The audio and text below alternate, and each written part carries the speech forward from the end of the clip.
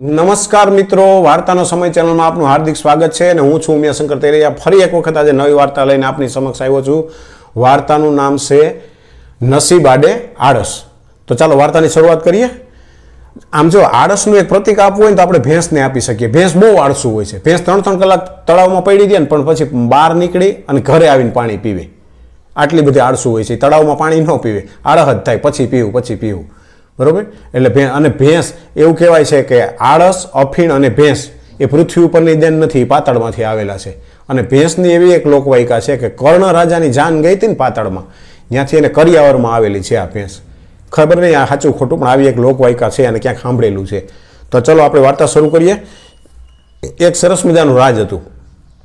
રાજની અંદર રાજા રાજ કરે અને એના રાજમાં એક બહુ પ્રખર પંડિત હતા, જ્ઞાની, એટલા બધા સારા વિચારોવાળા, પરંતુ પંડિતને આળસ ખૂબ। હવે આ આળસને હિસાબે પંડિતને ગરીબાઈ ઘણી બધી। એક વસ્તુ જોજો, જ્યાં આળસ હશે ને ત્યાં ગરીબાઈ હશે, માસિયાર બેનભાઈ છે, અને જ્યાં મહેનત હશે ને ત્યાં શ્રીમંતાઈ હશે, એ માસિયાર બેનભાઈ છે।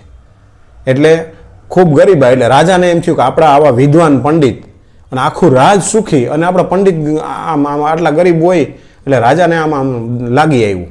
એટલે એના પ્રધાનને કીધું કે તમે એક કામ કરો, પંડિતને બોલાવો। એટલે પંડિતને રાજમાં બોલાવવામાં આવ્યા, પૂરા સન્માન સાથે બેસાડ્યા અને રાજાએ કીધું કે આજે તમારા જ્ઞાન ઉપર અમને માન છે, તમારા જેવા વિદ્વાન અમારા રાજની અંદર પંડિત છે એનું અમને ગૌરવ છે, અને આજ સાંજ સુધીમાં તમારી ગરીબાઈ દૂર કરવા માટે તમને રાજમાંથી યોગ્ય લાગે ને એટલું ધન દોલત લઈ જાજો, બરાબર।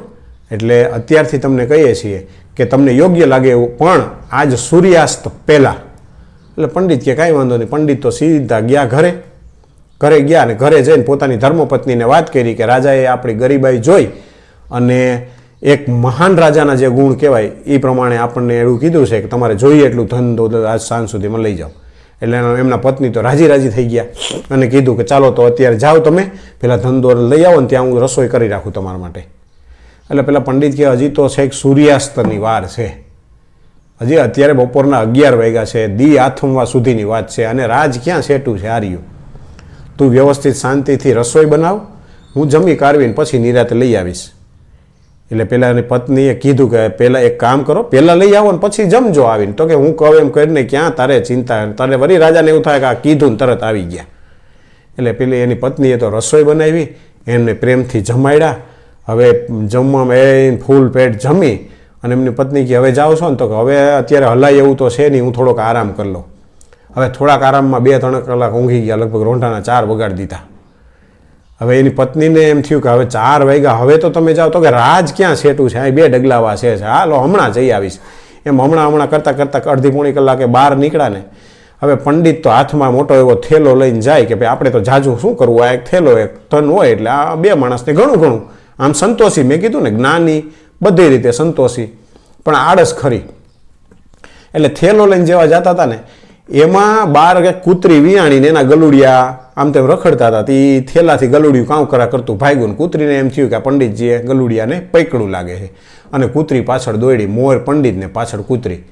તે ભાગતા કૂતરીએ છેટ રાજ બારોબાર પંડિતને પુગાડી દીધા, અને માંડ બચ્યા પંડિત। થોડીક હાંફી ગયા, હાંફીને શ્વાસ બેહી ગયા, માંડ શ્વાસ ઉતરો, પરસેવે રેપઝેપ થઈ ગયા હતા, પરસેવો લુયો, અને જ્યાં જોયું ને ત્યાં તો દી આથમવાનો ટાઈમ થઈ ગયો।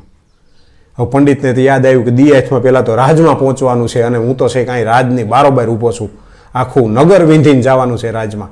અને પંડિત ઝડપથી હાલતા લે થઈ અને મહા મુસીબતે રાજમાં પહોંચ્યા ને ત્યાં બોલી ન શકે એવી પરિસ્થિતિ થઈ ગઈ।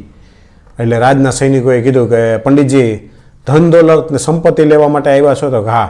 તો કે રાજાના શરત મુજબ અત્યારે સૂર્યાસ્ત થઈ ગયો છે, દી એમના ઘરે જતો રહ્યો છે, એટલે દી આથમી ગયો છે।